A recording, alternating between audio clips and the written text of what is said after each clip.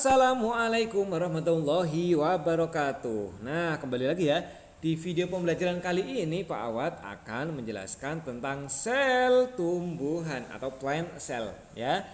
Di video ini Pak Awad akan menjelaskan tentang organel-organel dari sel tumbuhan dengan menggunakan aplikasi iCell. Aplikasi ini bisa di-download di aplikasi smartphone maupun juga Android ya. Jadi sangat bermanfaat untuk mempelajari tentang sel. Nah, ini dia tentang sel hewan sel tumbuhan maaf ya, sel tumbuhan. Nah, jadi sekilas seperti ini. Nah, sel tumbuhan itu memiliki beberapa organel. Nah, tapi yang pertama yang perlu kita ketahui dulu, sel hewan ini memiliki dinding sel. Nah, kalau saya perlihatkan dinding selnya ya jadi seperti ini ya, tidak kelihatan nanti yang di dalamnya seperti apa. Nah, berbeda dengan sel hewan yang hanya memiliki membran sel saja. Nah, kalau sel tumbuhan itu memiliki dinding sel, lapisan tebal dari dinding sel yang berfungsi untuk memperkuat sel dan juga melindungi organel-organel yang ada di dalamnya. Jadi seperti itu, melapisi membran sel. Nah, itu ya tentang dinding sel. Nah, sekarang kita hilangkan dulu dinding selnya. Ya, akhirnya kalau ini dinding sel yang kita hilangkan, ini hanya ada yang pertama membran sel. Nah ya, membran sel itu sendiri.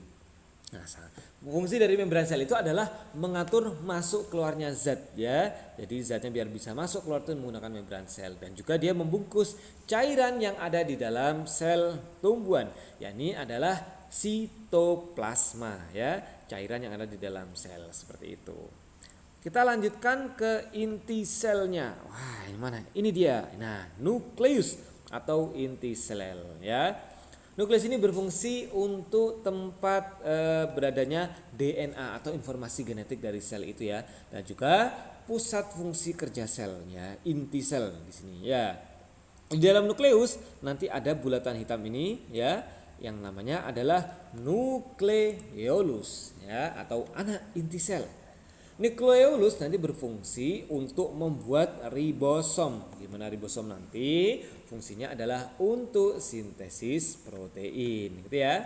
Analismanya. Nah, kita lanjutkan ke organel yang selanjutnya yang berwarna kuning ini ya. Nah, namanya adalah retikulum endoplasma ya. Retikulum endoplasma ini berfungsi untuk tempat menempelnya ribosom ya, tadi yang dihasilkan oleh nukleolus, gitu ya.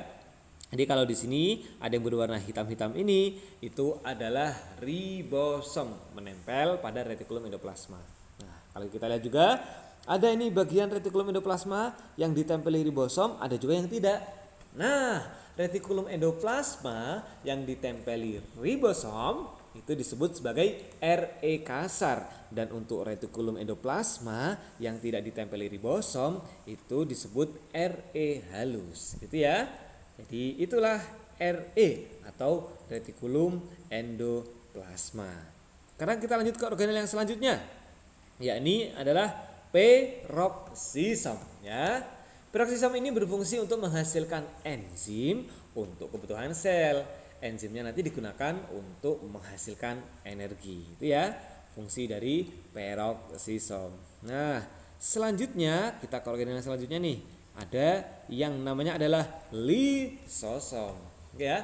Lisosom itu digunakan sebagai sistem pencernaan intrasel dan juga menghancurkan benda-benda asing yang masuk ke dalam sel, seperti kalau dalam manusia adalah sistem imunnya. Akan tetapi untuk lisosom ini tidak semua sel tumbuhan memiliki. Ada yang memiliki, ada yang tidak. Seperti itu ya. Tapi memang sebagian besar ada lisosom pada sel hewan dan juga sel tumbuhan. Kalau sel hewan pasti memiliki lisosom. Seperti itu. Selanjutnya adalah organel yang berbentuk seperti roti goreng ya. Nah, namanya adalah mitokondria ya. Mitokondria ini digunakan sebagai respirasi sel dan menghasilkan energi sel, atau disebut sebagai ATP. Energi nanti digunakan untuk aktivitas sel. Nah, mitokondria ini juga biasanya disebut sebagai powerhouse atau penghasil energi dari sel itu ya. Tidak ada mitokondria, tidak ada energi, tidak bisa beraktivitas untuk selnya. Kita ke organel yang selanjutnya ya. badan Golgi atau ada yang menyebutnya juga sebagai aparatus Golgi.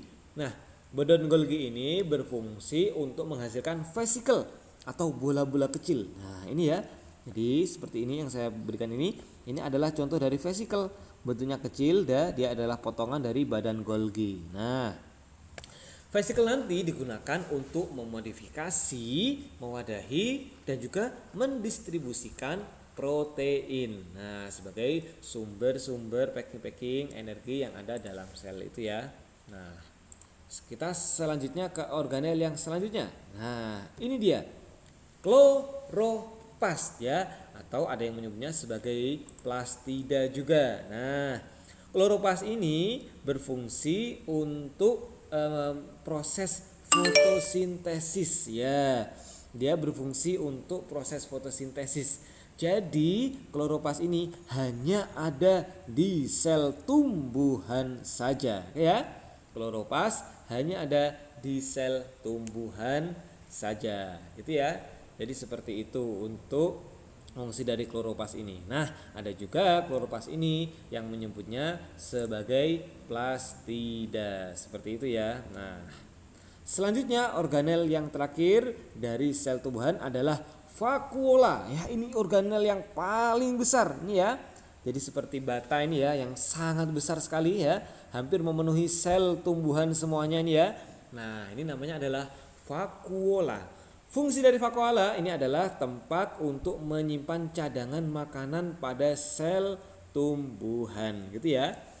Jadi dia berfungsi untuk sebagai cadangan makanan.